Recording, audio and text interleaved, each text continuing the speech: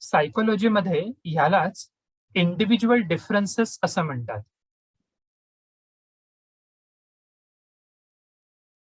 हम सबका अलग अलग अलग अलग ऐसे नेचर है,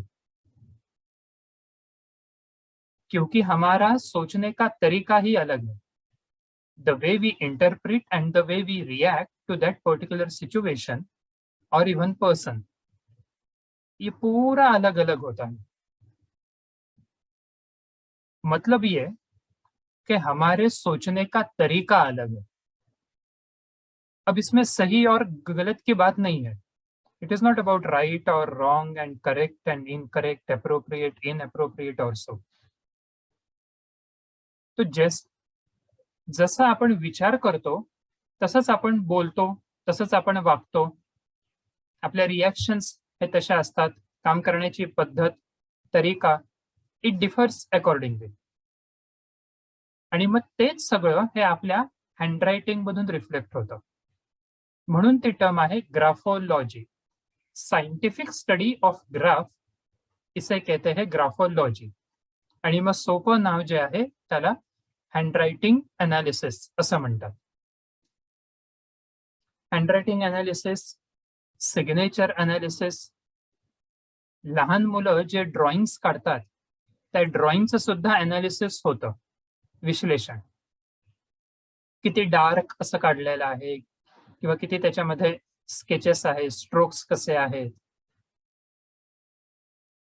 त्या प्रत्येक एकेका गोष्टीवरून हा सगळा भाग अगदी सायंटिफिकली रिफ्लेक्ट होतो. अनेकदा प्रश्न असा असतो की हे खरंच असं असतं का, किंवा याला आणखीन काही बेस आहे का, हे एक्नॉलेज किंवा असं प्रमाणित आहे का? तर येस, अमेरिकन सायकोलॉजिकल असोसिएशन म्हणजे सायकोलॉजी मधली जी एक मोठी अशी संस्था आहे, पॅरेंट ऑर्गनायझेशन आपण ज्याला म्हणू, एपीएने सुद्धा हा भाग ऍक्सेप्ट केलेला आहे, रेकग्नाइज केलेला आहे. आणि ग्राफोलॉजीमध्ये, ग्राफोथेरपीमध्ये आता पीएचडी एपीए हे हे देतं किंवा तो एक कोर्स असा त्यांच्याकडे आहे. It is a quite scientific research method. आणि प्रत्येक एका फील्डमध्ये काहीतरी स्ट्रेंथ्स असतात, जमेच्या बाजू आहेत, कुछ अच्छी बातें हैं, और उसी तरीके से हर किसी चीज में कुछ लिमिटेशंस भी होते हैं. मर्यादा आपण ज्याला म्हणू, कमियां प्रत्येक सायन्स मध्ये आहे. असं कोणतंच सायन्स नाहीये, असं कोणतंच फील्ड नाहीये की ते फील्ड अगदी फुल प्रूफ आहे. सो आज जे आपण आउटलाईन बघणार आहोत, ती आउटलाईन आपण हीच बघणार आहोत की नेमकं सिर्फ हस्ताक्षर के बेसिस से हमें क्या और कैसे, किस हद तक क्या क्या पता चलता है, कैसे, एडवांटेजेस काय आहे, डिसएडवांटेजेस किंवा लिमिटेशन्स, मर्यादा क्या है इस फील्ड की, आणि मग आणखीन बाकीच्या गोष्टी. आता हे एक आपल्या ब्रेनचं स्ट्रक्चर, बेसिक्स जे आहेत, अगदी मूलभूत भाग. सो या मेंदूमध्ये इथे समोर जसं एक दिसतंय तुम्हाला, या मेंदूमध्ये अनेक पार्ट्स आहेत, काफी सारे एरियाज है इसमें, और हर एक एक एरिया किसी एक चीज के लिए काम करता है. फॉर एग्जाम्पल, ये ऊपर का जो पार्ट है हमारे स्कल का, हमारे दिमाग का, इसे कहते हैं फ्रंटल लोब. ये किस चीज के लिए काम करता है? तो थिंकिंग, प्लानिंग, जजमेंट, रीजनिंग, मतलब सोचना, डिसीजन लेना. किसी एक पर्टिकुलर चीज का अगर हमें प्लॅनिंग करना है तो निर्णय प्रक्रिया आपण ज्याला म्हणू, ते सगळं काम हे फ्रंटल लोब करतो. ह्याच मेंदूमध्ये हिप्पोकॅम्पस नावाचा एक भाग आहे. That hippocampus it works for long term memory. मतलब जो कुछ हम सुनते हैं, सीखते हैं, पढ़ते हैं, वो याद रहता है. क्यों याद रहता है? क्योंकि हमारे ब्रेन में इधर अंदर हिप्पोकैम्पस नाम का जो एक एरिया है, वो एरिया ठीक तरीके से काम कर रहा है, इसीलिए हमें हमारी याददाश्त अच्छी है। Affected hippocampus associated with memory problem. So इथे चित्रामध्ये आता जर बघितलं, ब्रेन पूर्ण बॉडीवरती काम करतोय. एकेका एरियाचं एक एक पार्ट आहे. ब्रेन का सबसे ज्यादा पार्ट अगर किसी चीज को दिया है तो वो हमारे हाथ को दिया है. As you can see, maximum part, maximum portion of our brain, it works with our hand, especially to our thumb.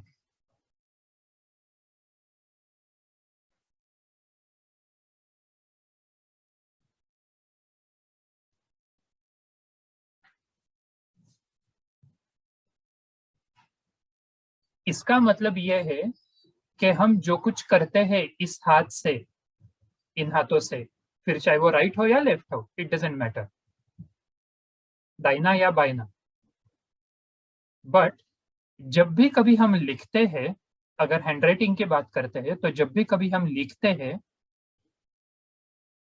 यहाँ जो चेंजेस होते हैं, यहाँ पे जो मूवमेंट होते हैं, वो सीधा यहाँ का रिफ्लेक्शन है. इसीलिए कहते हैं कि जैसा हम सोचते हैं वो हमारे हैंडराइटिंग से रिफ्लेक्ट होता है. The way we think that reflects through our handwriting. अगदी सायंटिफिक आहे. याच्यामध्ये काही अंधश्रद्धा आहे, ब्लॅक मॅजिक आहे, ज्योतिष तंत्र विंत्र आहे, असं काहीच नाही. Quite scientific in nature. और एक बात,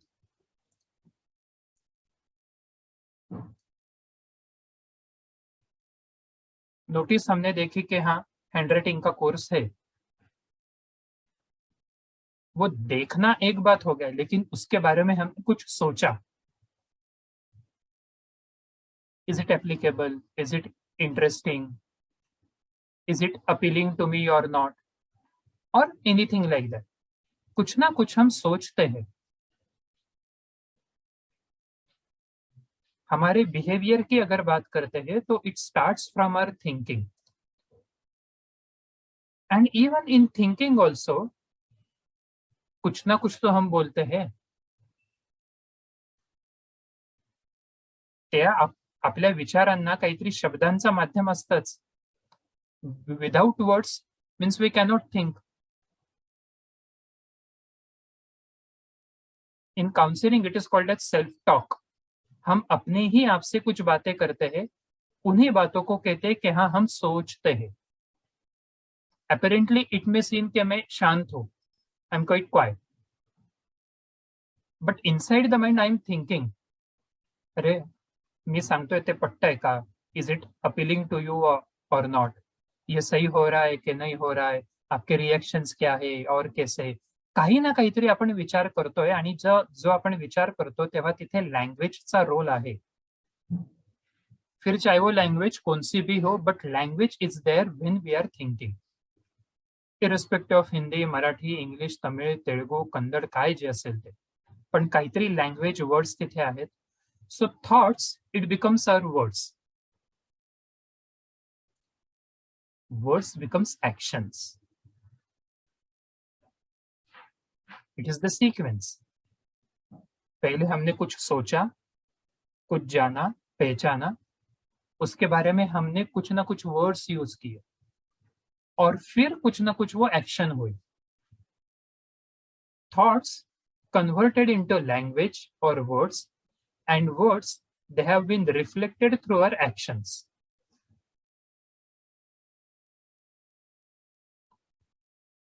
अभी बारिश का मौसम है, चहा पिऊया.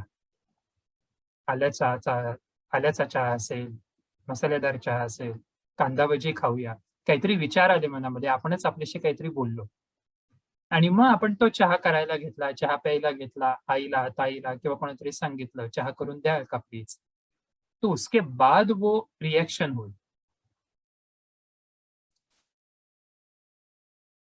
बेसिक पार्ट इज, कोई भी एक चीज अगर सिर्फ एक ही बार करता है तो अलग बात, but when we repeat the same action again and again and again, तब जाके वो हमारी आदत बनती है। जब कोई एक चीज हम बार बार बार बार बार बार दोहराते हैं, repetition of action becomes our habit. Habit, it becomes our nature.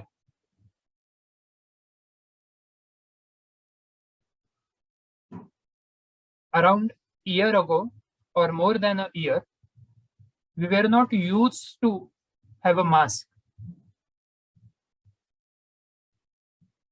एक महिना तर जमत पण नव्हतं ते कसं कानात घालायचं, काय करायचं किंवा कुठे बांधायचं आणि काय. पण जेव्हा ती एक कृती मास्क घालण्याची आपण एकदा, दोनदा, 3 वेळेस, 4 वेळेस, 1 वीक, 2 वीक बार बार जब हमने किया, अभी वो आदत हो गई. Now it has become so habituated. थोडं बाहेर जायचं म्हटलं की पहिले आपण मास्क बघतो आणि मग अच्छा चावी आहे किंवा काही आणखी. और इन्हीं आदतों से हमारा नेचर बनता है. The combination of our actions and our habits, it becomes our characteristics. हमारा स्वभाव कैसे बनता है? जब कोई एक चीज हम बार बार बार बार दोहराते हैं तो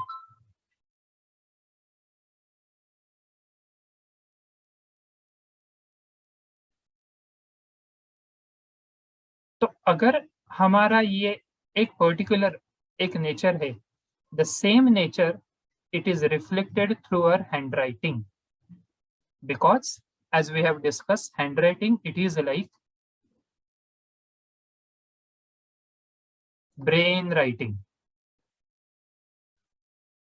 हँडरायटिंग आहे म्हणजे काय तर इथल्या जे आपण जसा विचार करतो, जसा आपला मेंदू काम करतो, जसे आपले नर्व्स आहेत, त्या पद्धतीनं तो काम करतो.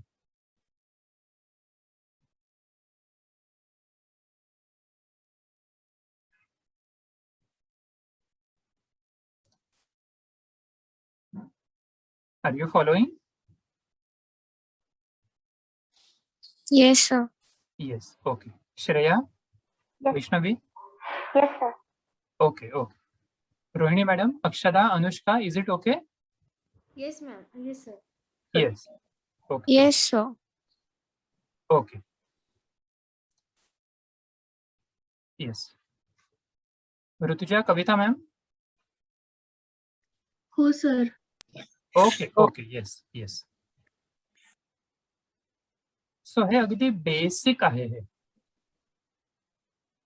हँडरायटिंग मधून आपले नेचर, आवर हेल्थ,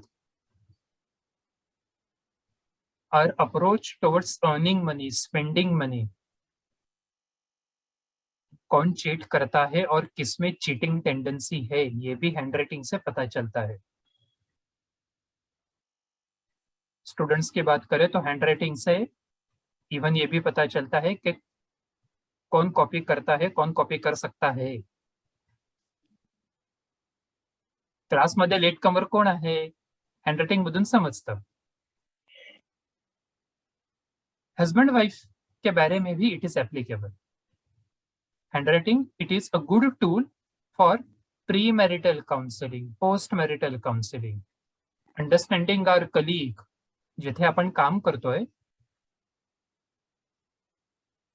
सो तिथे आपल्या कलीगची सही जर आपल्याला समजली, उनकी सिग्नेचर कैसी है, तो उनका नेचर हम जान सकते हैं.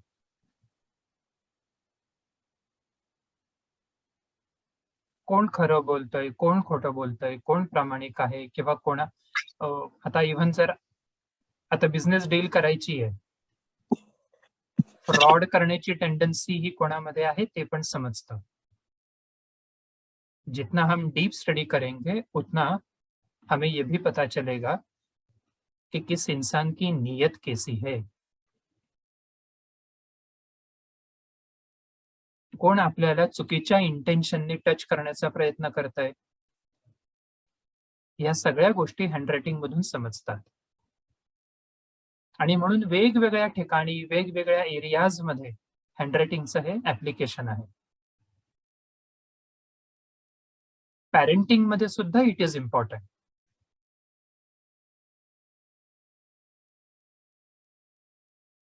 कारण आपला स्वभाव कुठून तयार होतो? आई वडिलांमधून हम उनको देखते हैं, ऑब्जर्व करते हैं और उनका जो नेचर है उनके साथ रह के हमारा नेचर एक एक डेवलप होता है। तो हमारे हैंडराइटिंग से हमारे मॉम डैड के साथ जो रिलेशन है वो भी पता चलता है।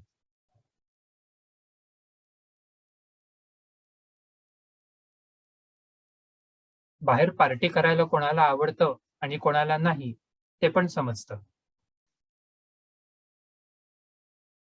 To a great extent test पण समजते. चटणी जास्त आवडते की समोसा वगैरे काय आणखीन आवडतो असं, की नाही फक्त वरण भात भाजी पोळी इतकंच. Your preference to music, soft song की रॉकिंग वगैरे, तुमचा कलर प्रेफरन्स, ह्या अनेक गोष्टी आपल्याला हँडरायटिंग मधून समजतात.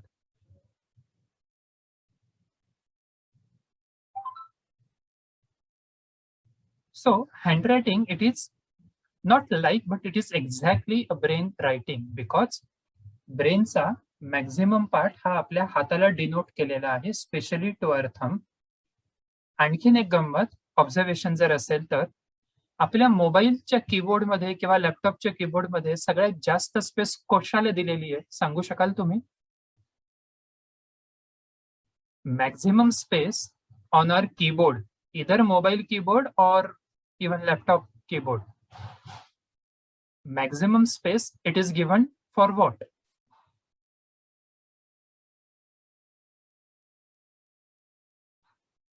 Which particular function? Any guess? अंगठा. अंगठा. आणि अंगठा आपण कुठे यूज करतो पटकन? ते कीबोर्डचं फंक्शन कोणतं? Space button. Correct, space button. लॅपटॉपला असेल किंवा कीबोर्डला, फोनवरचं असेल किंवा आणखीन कुठे, it is the thumb. This is what it reflects our brain writing.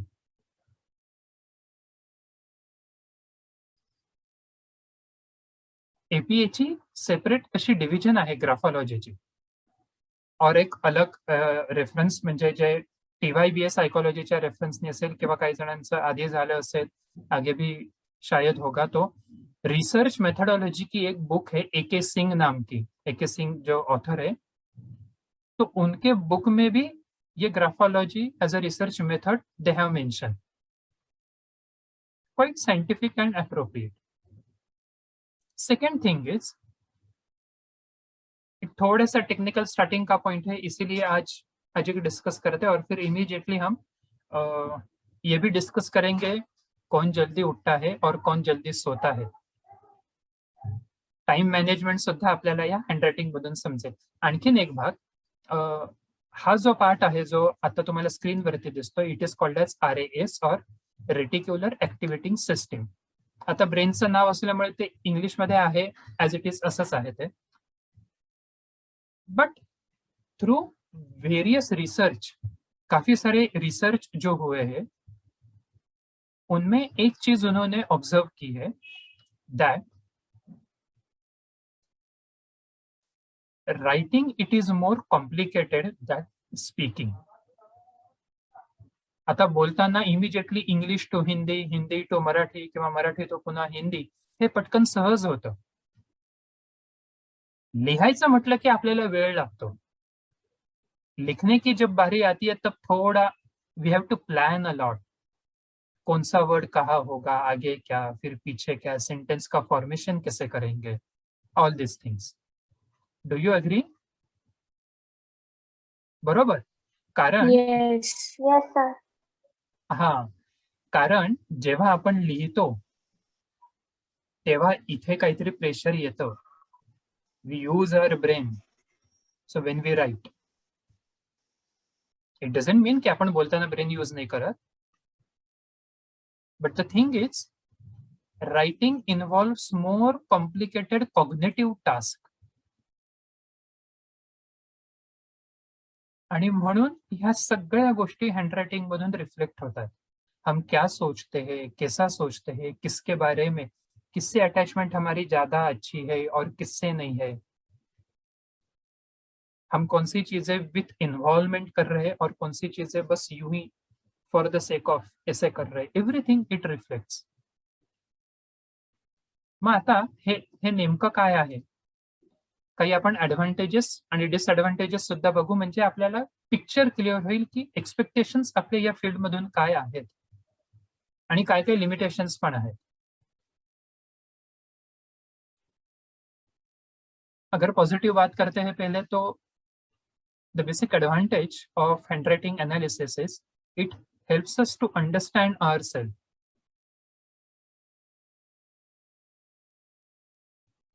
क्या मेरा नेचर है, और अगर वो नेचर है तो क्यों है.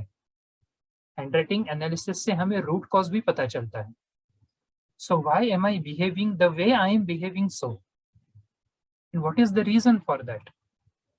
क्यों मेरी कुछ आदतें ऐसी है और क्यों मेरी ये आदतें नहीं बदल रही है अभी तक. Why I am still procrastinating the things. Why my particular relationship with that another person, it is in the same way. जे माझे नातेसंबंध आहेत ते त्या ठराविक व्यक्तींसोबत असे आहेत, ते का बरं तसे आहेत हे पण आपल्याला हँडरायटिंग अनालिसिस मधून समजतं. आता जसं पॅरेंटिंग बद्दल बोललो, सो द सेम थिंग, चाइल्ड डेवलपमेंट. बच्चों की जो डेवलपमेंट ये बचपन से होती है, तो वो क्यों होती है वैसे, कौन सिखाता है उन्हें जेलसी, कंपॅरिझन, ग्रज, म्हणजे ज्याला मनामध्ये राग धरणं म्हणू, गुस्सा करणं किसी के ऊपर, किसी एक के साथ बहुत अच्छे रिलेशन और कोई एक ऐसा है कि उसके साथ उसकी बिल्कुल भी बनती नहीं है. अपब्रिंगिंग जो बच्चों का है वो भी हैंडराइटिंग से पता चलता है. So we can help even parents also. पॅरेंट्सने जर का त्यांच्या हँडरायटिंग मध्ये काही बदल केले तर आपोआप त्यांचे जे रिलेशन्स आहेत ते त्या मुलांसोबत ते सुद्धा बदलतात, provided the way you explain it matters a lot. तुम्ही एक्सप्लेन कसं करतात हे फार महत्वाचं आहे. सिर्फ ये बताना कि हाँ आप आपका टी का फॉर्मेशन बदलो, आप ऐसा अगर टी लिखते हो तो ऐसा मत लिखो, ऐसा करो तो हो जाएगा, सिग्नेचर बदल लो तो हो जाएगा, वो सिर्फ बता के नहीं. You should be able to explain. का बरं सही बदलायला सांगताय तुम्ही, काय कारण आहे त्याच्या मागचं, आणि मग त्याच्यासाठी आपण आपल्या विचारांमध्ये काय बदल करायला पाहिजे, हे एक्सप्लेनेशन हे सगळ्यात जास्त महत्वाचं. ऍडवाइसेस कोणीही दे. Third most important factor is criminology, म्हणजे ज्याला गुन्हेगारी मानसशास्त्र असं आपण म्हणू. क्राईम इन्व्हेस्टिगेशन मध्ये many times handwriting experts they have been called. Surat साइडला एक बँक रॉबरी झाली होती साधारण 2006च्या सुमारास. ती बँक रॉबरी हँडरायटिंग अनालिसिस मधून रिव्हील झाली की त्या व्हॅन, म्हणजे ती व्हॅन जी काय आपण म्हणू, त्या व्हॅन मधून जी एटीएम ची कॅश सगळी चोरीला गेली होती, the driver himself was the culprit किंवा प्लॅनर. त्या ड्रायव्हरनेच ते असं सगळं प्लॅन केलं होतं की हा रूट असेल आणि मग नंतर हे 4-5 जण येतील आणि मग नंतर सिक्युरिटी गार्ड्सला शूट करतील, ते मारून टाकतील, इव्हन याला इंजर्ड करतील वगैरे वगैरे. ड्रायव्हरला जेव्हा काही 4-5 गोष्टी हे लिहायला सांगितल्या, त्याच्या हँडरायटिंग मधून अनेक गोष्टी रिफ्लेक्ट झाल्या की तो खोटं बोलतोय, खरं काय आहे ते सांगत नाही, आणि मग नंतर पुढे इंटरॉगेशन किंवा कन्फेशन वगैरे आपण ज्याला म्हणू, आणि प्लस आणखीन बाकीचं सुद्धा. So it is very good supported tool. बाकीच्या ज्या टेक्निक्स आहेत त्या नक्की यूज करायच्या, असं नाही की एक हँडरायटिंग घेतलं आणि सगळं झालं. No. In addition to handwriting, other things are also we have to take into consideration. Fourth aspect is recruitment, म्हणजे ज्याला अपॉइंटमेंट, सिलेक्शन वगैरे आपण म्हणू, कंपनीज मध्ये, जॉब्स मध्ये. एम्प्लॉय इंट्रोवर्ट है या एक्सट्रोवर्ट है, एम्प्लॉय ये बात करने में वो अच्छा है या शांत है, उसका नेचर क्या है. ऐसे भी आता यंगस्टर्स मध्ये तो एक ट्रेंड असतो, असे पण यंगस्टर्स असतात, एका कंपनीमध्ये अप्लाय करतात आणि हार्डली 2 वर्षात ती कंपनी सोडतात आणि दुसरी कंपनी. आधीच्या कंपनीपेक्षा फक्त 5,000 जास्त मिळतात म्हटल्यावरती लगेच ते सोडणार कंपनी. आणि काही जण असंही असतात की त्या एका कंपनीमध्ये ते काम करतात आणि त्या कंपनीचे जे काही सिक्रेट्स आहेत ते सिक्रेट आणखीन दुसरीकडे शेअर करतात. So everything we can tap. Cheating tendency कोणामध्ये आहे, डिसिव्हिंग टेंडन्सी कोणामध्ये आहे, फसवण्याची वृत्ती ज्याला आपण म्हणू, आणि कोण लॉयल आहे, ऑनेस्ट आहे, जेन्युइन आहे, who is the actually needy person. पैशाकडे बघण्याचा दृष्टिकोन काय आहे एखाद्याचा, हे सगळं आपल्याला हँडरायटिंग मधून दिसतं. Same thing with even as we have discussed selecting and understanding your life partner. हे सिग्नेचर मधून सुद्धा जास्त लवकर आपल्याला समजतं. दोनों के सिग्नेचर काफी हद तक अगर एक जैसे है इट इज गुड, नहीं तो एक डोमिनेंट है और दूसरा भी डोमिनेंट है तो हो गई गड़बड़. एक इंट्रोवर्ट एक एक्स्ट्रोवर्ट, दोघही एक्स्ट्रोवर्ट दोघही इंट्रोवर्ट किंवा काही आणखी. आणि हल्ली मॅरिटल अँगलने सुद्धा म्हणजे जे cheating tendency, extra marital affair, काफी चीजें हैंडराइटिंग से पता चलती है. 6 related approach what you have, हे सुद्धा हँडरायटिंग मधून आपल्याला समजतं की 6 सारख्या ज्या महत्वाच्या किंवा क्रुशियल गोष्टी आहेत त्या रिलेटेड अप्रोच काय आहे त्या व्यक्तीचा, इदर मेल और female, we can tap. So जसं पार्टनर्स आहे तसंच मग इव्हन बिझनेस पार्टनर. सो अशा वेगवेगळ्या लाईफ एरियाज मध्ये handwriting analysis it is quite useful. But at the same time, आधी जसं म्हटलं सायन्स आहे, प्रत्येक सायन्सला लिमिटेशन्स आहे. More than 80% handwriting analysis it is appropriate. 80% से ज्यादा लिमिटेशंस काय आहेत? अगर आपने मुझे कोई भी एक अपने अगर किसी का हैंडराइटिंग मेरे सामने रखा, उसके नीचे सिग्नेचर वगैरह नहीं है किसी की, और फिर आपने पूछा कि सर आप बताओ ये मेल का हैंडराइटिंग है या फिर फीमेल का है, I will not be able to tell you. Handwriting से सेक्स डिटर्मिनेशन नहीं होता. ये जेंट्स ने लिखा है या फिर किसी मतलब लेडीज ने लिखा है, this is the limitation. Same thing with अगर आपने उसी हैंडराइटिंग को लेके पूछा सर आप बताओ ये छोटे बच्चे ने लिखा है, एडल्ट ने लिखा है या फिर ओल्ड एज इंसान ने लिखा है, नो, इट इज डिफिकल्ट और other almost it is inappropriate to predict to say that yes की हे 30 to 40 या एज मधल्या माणसांनीच लिहिलेलं असणार. नो, एज आणि सेक्स आपल्याला सांगता येत नाही हँडरायटिंग वरून. लेफ्ट हँडेड आहे की राईट हँडेड आहे, we can't tell. Even nationality, इंडियनचं सॅम्पल आहे, ऑस्ट्रेलियन, इंग्लंड बेस्ड असं कोणीतरी सिव्हिलियन आहे, युके बेस्ड आहे की आणखीन काही, वी कांट प्रेडिक्ट. हिंदूचं हँडरायटिंग असं असतं, मुसलमानाचं हँडरायटिंग वेगळं आहे, त्याच्यानंतर काय ख्रिश्चन, बुद्ध किंवा जैन असेल किंवा मराठा, कुणबी, ब्राह्मण वगैरे वगैरे, हँडरायटिंग वरून जात पात कळत नाही. रिलिजन चेंज केलं का नाही केलं, नाही, व्हॅल्यूज कळू शकते. How far the person is traditional in nature, कुठल्या ऑकेजन मध्ये कोण जब्या लिंगाला जास्त प्रेफरन्स देईल, साडीला प्रेफरन्स देईल, आणि कोण त्याच ऑकेजन मध्ये जीन्स पॅन्ट घालेल, हे सांगू शकतो आपण. We can predict. ऑर्थोडॉक्स कोण आहेत आणि अगदी मॉडर्न अप्रोच असणारं असं कोण आहे ते समजू शकतं.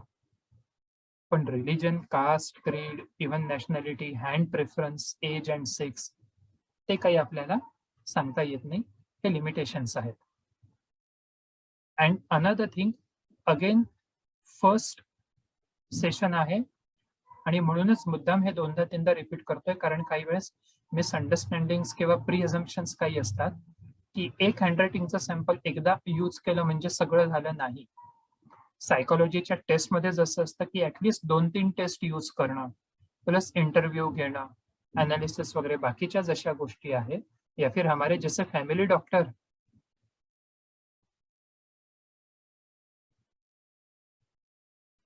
हमारा डायग्नोसिस करते तो वो सिर्फ एक बार देखते और फिर इमीडिएटली बता दिया कि हाँ आपको कोविड है या नहीं, ऐसे नहीं, आपको बुखार है या नहीं, देखा और बता दिया, ऐसा नहीं करते. वो पहले पूछते हैं, they ask, plus they check our pulse rate, आणखीन काहीतरी माहिती घेतात. वाटलं तर आणखीन टेम्परेचर म्हणजे थर्मामीटर जे आहे ते पण ते यूज करतात आणि मग ते म्हणतात की ठीक आहे ताप आहे, फीवर आहे.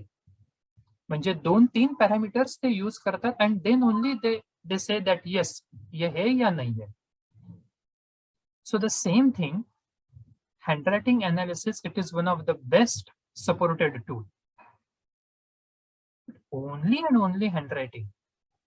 हाँ, लेकिन इसके साथ अगर एक्झाम्पल, आता जर का क्रिमिनॉलॉजीचा पार्ट आहे, लॉ स्टुडंट आपल्यामध्ये आहे, Vaishnavi I think, right? Yes. लॉची बॅकग्राऊंड आहे, इन्व्हेस्टिगेशनचे आणखीन बाकीचे पण टेक्निक्स माहिती आहे तिला, आणि तिने हँडरायटिंगचं एक सॅम्पल यूज केलं, तो अप्पर हँड. सायकोलॉजीचे बरेचसे स्टुडंट्स आहेत, मग काउन्सिलिंगचं नॉलेज आहे आणि हँडरायटिंगचं सॅम्पल घेऊन त्या पर्सनला ओपन अप करण्यासाठी तिथे ते केलं, नक्की चांगलं. योगाच्या अँगलने सुद्धा हँडरायटिंग सॅम्पल बघून मग आपल्याला हे पण कळू शकतं की ठीक आहे योगाच्या वर्गामध्ये कोण नियमित येणार किंवा कोण नाही येत ते, किंवा आपण सांगितलं तर आहे खरं की तुम्ही घरी ही आसनं करा आणि असा असा सराव करा. हँडरायटिंग अधूनमधून हँडरायटिंग आपण मागवलं तर ते समजू शकतं आपल्याला की खरंच हे सराव करतायत का नाही करत. योगाचं ज्ञान आणि परत हँडरायटिंग हे कॉम्बिनेशन खूप चांगलं होईल. क्लिअर सो फार? Anushka, Shreya? Yes. Yes, sir. Yes, sir. Correct. So now, throughout these 2 weeks, what exactly we are going to discuss? That is, handwriting analysis से क्या क्या हम इन 2 हफ्तों में डिस्कस करने वाले हैं, तो ये सारी चीजें. ऑल्सो यू कैन से कि ये एक हमारा सिलेबस है, ये एक हमारा आउटलाइन है. कोई एक इंसान उसका टाइमिंग कैसे मैनेज करता है ये हमें पता चलता है. ऐसे भी कुछ लोग होते हैं कि जो काफी बिजी होते हैं, और ऐसे भी कुछ लोग होते हैं कि 6-6 घंटे कुछ भी नहीं होता है उनके पास काम करने के लिए. कौन रात देर 12, 1, 2 बजे तक ऑनलाइन रहता है ये हँडरायटिंग से पता चलेगा.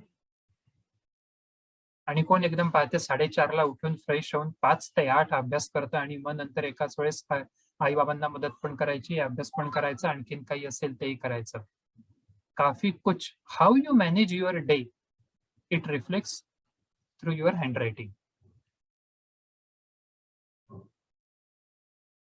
कोण कधी किती कसं बिझी असतं ते आपल्याला हँडरायटिंग मधून समजतं. असे पण काही जण असतात की ते मल्टीटास्किंग करतात. आता मल्टीटास्किंग म्हणजे काय?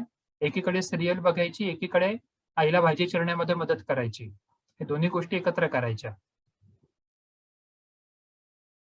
आंघोळीचं पाणी काढायचं आणि मग इथेच एक्सरसाइज पण करायची बाजूला. एकाच वेळेस 2-2 गोष्टी. एकीकडे बाईक चालवायची, एकीकडे हेडफोन मध्ये गाणी ऐकणार किंवा फोनवरती बोलणार, असं काहीतरी करणार. ते सगळं पॅटर्न हँडरायटिंग मधून समजेल आपल्याला.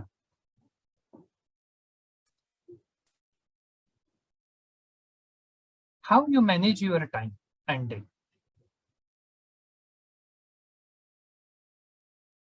Second thing is margins. जे राईट आणि लेफ्ट साइडचे मार्जिन्स असतात, त्या मार्जिन वरून तुम्ही तुमच्या पास्टकडे कसं बघतायत आणि तुम्ही अपॉर्च्युनिटीज सोडतात की यूज करतात. हँडरायटिंग मधून हे पण समजेल की कोणाचा गाडी चालवताना ऍक्सिडेंट होऊ शकतो आणि कोण ओव्हरटेक करतो थोडक्यात. ओव्हरटेक करण्याची पण सवय असते ना काही जणांना. ते अगदी छोटीशी गल्ली असते पण तरी इतकं छानपैकी ती स्कूटी अशी पटकन घालतात आणि मग नंतर बाकीच्यांना प्रश्न पडतो, अरे हा माणूस गेला कसा एवढ्या बारीक जागेतून. सर आता नेट गेला होता का? नाही आमचं माझं गेलं तर मग बर. लागलं ते. बर ओके. आता काय सांगितलं सर 5 मिनिट आधी माझं गेलं होतं. हे आउटलाईनच डिस्कस करतोय की टाइम मॅनेजमेंट जो आपला आहे तोच डिस्कस करतोय आणि मग नंतर सेकंड पॉइंट म्हणजे मार्जिन. आपण 2 आठवड्यांमध्ये काय डिस्कस करणार आहे त्याचं एक ब्रीफ आउटलाईन डिस्कस करतोय. थर्ड थिंग, हा तिथे गेलं होतं माझं. हो बरोबर. मग तिसरा जो मुद्दा आहे तो म्हणजे पेस्ट्रॉसिटी. हे पेस्ट्रॉसिटी काय आहे तो भाग आपण बघणार आहोत. मग काही जणांना एक डोसा खाताना 2-3 वाट्या चटणी लागते आणि काही जणांना अजिबात चटणी नको असते. ते सगळं ह्याच्यातून समजेल आपल्याला. Your preferences, your habits, your interest, तुमची हँडरायटिंगची साईज काय आहे त्या साईज वरून बऱ्याचशा गोष्टी समजतात. Is it very small? Is it average, moderate, or is it so that your handwriting it is quite bigger in size? The way you approach and the way you present yourself. असे पण काही जण असतात की ते एक्झॅजरेट करतात. हम देखो कितने बड़े लोग हैं, हमारा ऐसा है वैसा है वैसा वैसा वैसा. रिअल मध्ये काहीच नसतं. They just exaggerate. आणि असे पण काही जण असतात की ते किती इतकं छोट म्हणजे अगदी बारकाईनं काम करतात सगळ्या गोष्टी लक्ष घालून अगदी.